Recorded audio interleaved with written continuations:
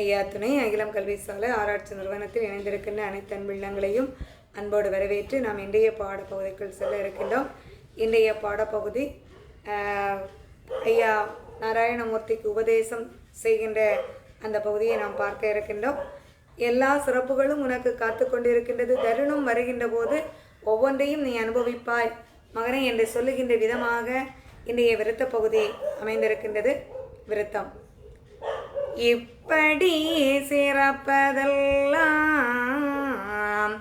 உனக்கன் உன் மகனே மேலும் எப்படி மலங்கி என்னோடு இது உரைத்தேது பிள்ளாய் சொற்படி எல்லாம் அந்த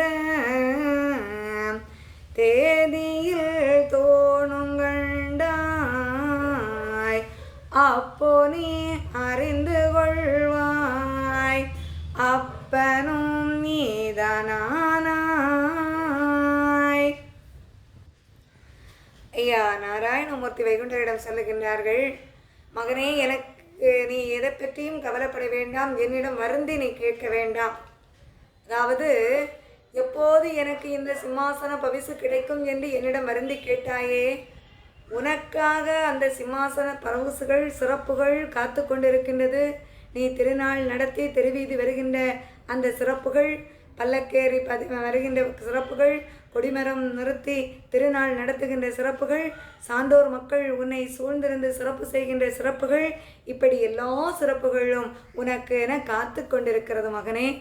அது மட்டுமல்ல, இன்னும் மேலும் மேலும் மேலும் பல சிறப்புகள் உன்னை நாடி காத்து கொண்டிருக்கின்றது.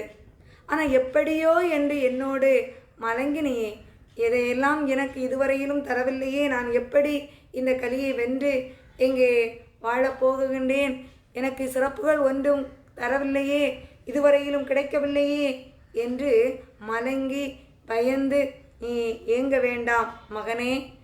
நான் உனக்கு தருவேன் என்று சொல்லியிருந்த அத்தனையும் அந்த சொற்படி எல்லாம் அந்த தேதியிலே நீ தோணும் கண்டாய். எப்படி என்றால், ஐயா சொன்ன நெறிப்படி அங்கே நாம் வாழுகின்ற போது ஒவ்வொரு சிறப்புகளும் ஐயா தருவார்கள். இந்த உலக சிறப்புகளோடு மட்டுமில்லாமல் தர்மீக வாழ்வையும் அருள்வார்கள்.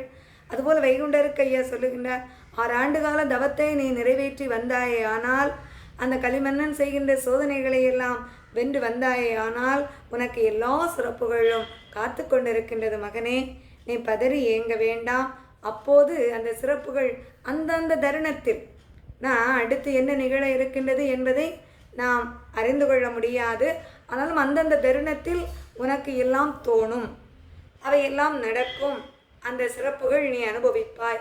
அப்படி அனுபவிக்கின்ற போது அப்போ நீ அறிந்து கொள்வாய் அப்பனும் நீதான் ஆனாய். அதாவது இப்போது அப்பா, தந்தையே எனக்கு கிடைக்கவில்லையே என்று ஏங்கி தந்தையிடம் முறையிடுவது போல் எல்லா சக்திகளையும் தன்னுள் உள்ளடக்கி இருக்குகின்ற பரம்பொருளாகிய வைகுண்டர் அங்கே கேட்கின்றார். அப்படி கேட்கின்ற போது நாராயணமூர்த்தி சொல்லுகின்றார், இத்தனை சிறப்புகளும் உனக்கு அந்தந்த தருணத்தில் நடக்கும்.